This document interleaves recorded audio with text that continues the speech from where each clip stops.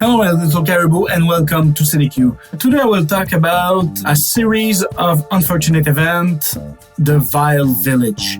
This is one of the first time that VFD is mentioned. It's not the real VFD, it's just that the village is called the Village of Vile Devotee. So at the end of the previous book, they choose to go into that village because of that acronym to see if there's anything there to be discovered. And there is a lot of things to be discovered in this village, but not about the actual VFD that they are searching for. In this book, they are trying to see if there is a link between the VFD that they find and this VFD that they're looking for and this VFD, but there isn't. And they're also trying to find where are their friend, the 12 miles, who disappeared in the fourth book. And I don't want to spoil you. But the author is doing a pretty good job at that himself. But they finally found their friends, but not for long. I'm not very concerned about spoiling this book because. Not because it's old, but because the author himself spoiled the book, spoiled the book throughout the series. The Lemony Snicket keeps spoiling the book before you reach certain chapters. Even at the first page, I don't really feel bad about spoiling it. And also in a lot of the books now, he keeps telling you other stuff that are more interesting than this book to read.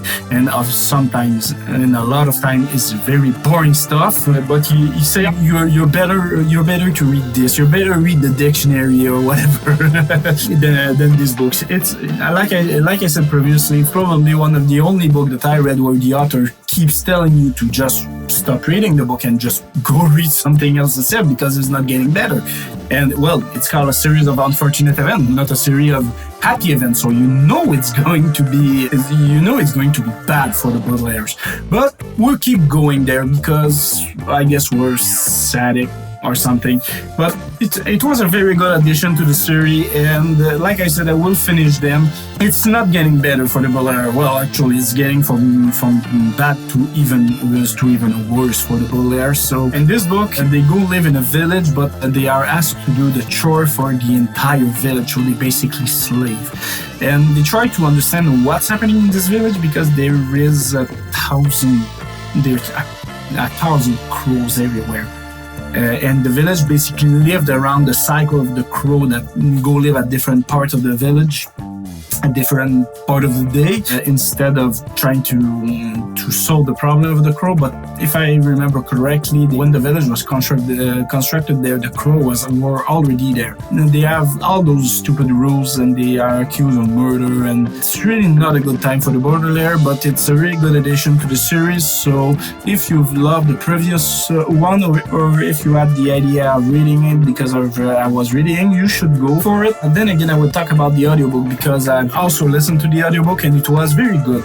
This time it was also read by Tim Curry. I've looked at this, and in the previous video I said that it was read by the author and Tim Curry, but I've looked into this and I think the author just read two of them, if I'm not mistaken, and the other I read by Tim Curry, and he's doing a very good job at narration. And then again, this is a very big publishing company. This is published by Fairshore, but the audiobook I published by Harper Collins Audio, which this is also a division of Harper Collins, but Harper Collins Audio make a great job on audiobook.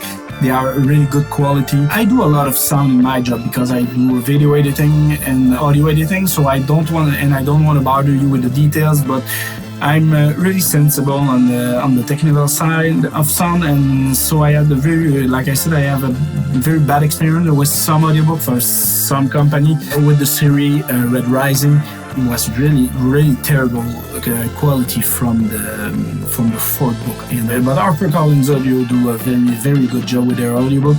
They have the money to hire a very good narrator. That probably helps, but it's clear that they have a very professional people mixing the sound, because there is a lot of other company that I heard that ask the person that record the book to actually mix it, and in most situations they are not mixer, they are voice actor or they are actor. So they don't know how to mix. So of course it's bad because they have no idea how to work a compressor, an EQ or whatever. So it's I don't want to bother you with the specific because for someone who is not interested in that, it will be very boring. But yeah, there's a lot of publisher who has the recording access to actually mix the book, and it's terrible because they are not formed for this, so they don't know how to work it.